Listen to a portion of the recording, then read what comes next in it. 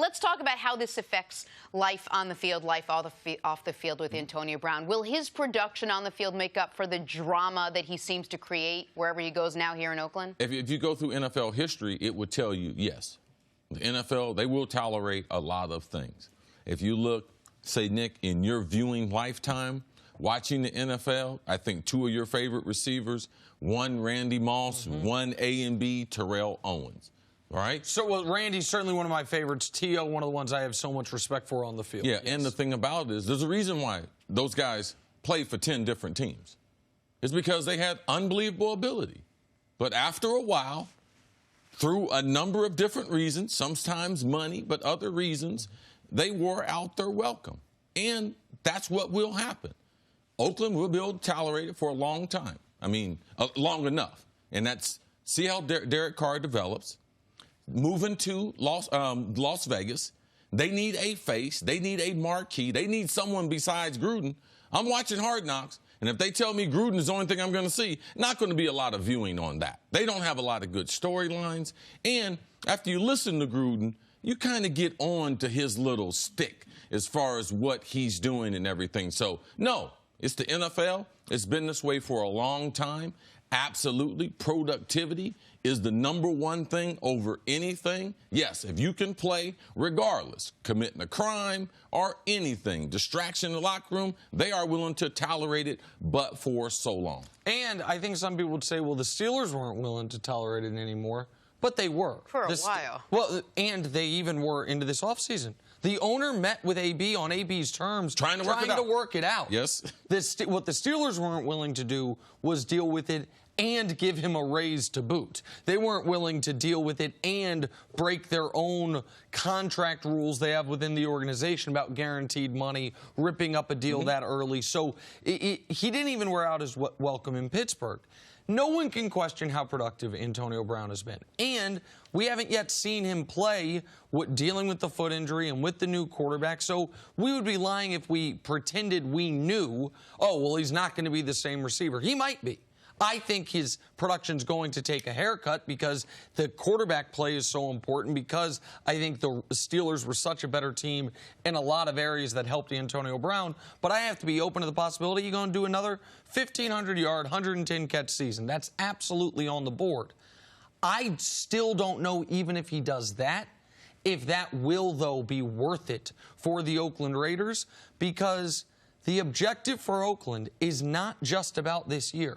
The objective is setting a new culture under Gruden, getting fans excited for Vegas, and developing young players. You don't trade an All-Pro and a Pro Bowl player for 3 first-round picks and some other stuff if you're not trying to develop a new young core of talent.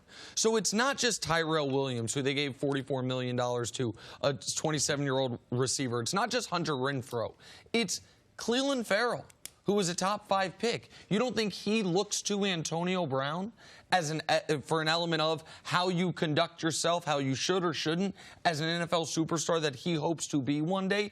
So for me, unless the Raiders shock everyone, go 11-5 this year, make a playoff run, it's going to be about more than just production. Sure. And will Antonio Brown give you enough value in that area? The Steelers only had to worry about the production because they were in a Super Bowl window. We'll deal with all the nonsense, whatever it is, because we think we can win a championship. The Raiders are not yet there. I have to disagree with you. I don't think John Gruden wants to set the table with a new culture there in Oakland. None of the moves he made seem to point in that direction, where he wants to bring guys in that could help cultivate a winning culture and help some of the younger guys on the team. You don't bring in a Burfict or an Incognito and Antonio Brown. Doesn't it depend on what culture you're trying to set? It might not be the culture that you think you should be trying to set. But you can't also say, I want to set a culture, but I want these guys to be examples for some of my younger guys. Unless that's the example you want to set, that's the culture you want to set? Jenna, you are sending mixed messages, because whoever you spend your money on are the players that you're empowering. If you watch Hard Knocks, you can hear John Gruden was trying to talk to one of the young players, a young safety, who he thought was being a little too physical in a drill that didn't have pads on. Vontaze Burfict was in the background talking to other defenders. As soon as Gruden left the frame, saying, hey, man, we got to do what we got to do out here. Not listening to the head coach. So when the head coach signs off on you being here, I used to tell guys at the Vikings, man, Denny Green got me here. Denny Green is my guy, even though I was there before Denny. Denny signed off on me. I'm one of Denny's guys, and dudes know that. They know you have to be careful in trying to cross, trying to correct guys that are targeted by the head coach, because that group of guys is always in power to control the locker room. So Jenna is right. When you trade those draft picks, when you trade away good citizens. I don't know Khalil Mack as well as I know Amari Cooper, but Amari Cooper can date my 26-year-old daughter. He is that kind of kid from the hard streets of Miami, a perfect gentleman. Man, he is about being regimented, doing things the right way. Khalil Mack, I have heard nothing but great things back to his days at Buffalo. In that Raiders locker room, they said nothing but great things. So when you do, oh, I bring a Richie Incognito. Oh, I know what you're selling. Oh, I know what you're selling. Vontaze Burfict. Oh, I'm getting ready to put him in the same locker room with Antonio? Yes, Jenna is right in this. You might be trying to say you're changing the culture, but it's a culture that's not sustainable.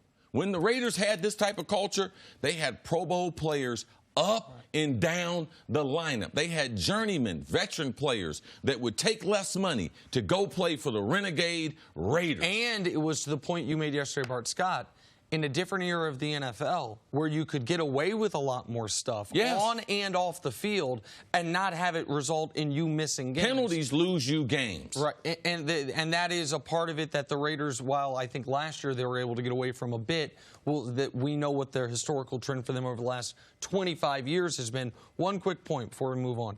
You mentioned Randy, who is one of my favorite players ever. Randy's career he was setting records on a Hall of Fame trajectory, fell out with his original team, went to the Oakland Raiders for 2 unproductive years, and it looked like it was going to go one way for him, and then a great organization and a great team got him at basement value, and he had a renaissance second phase or third phase of his career. Antonio Brown's deal is essentially a 2-year deal. It's 2 years of guarantees in Oakland. I don't know if he will have the third act, but if I had to bet money, I would bet Antonio Brown's Raiders phase is around the same length of time with around the same amount of success as Randy Moss's Raider phase. Well, thanks for watching. Subscribe here to get the latest from the show. Also, be sure to check out more of the best clips from First Things First, or go watch a few segments from our other shows on FS1.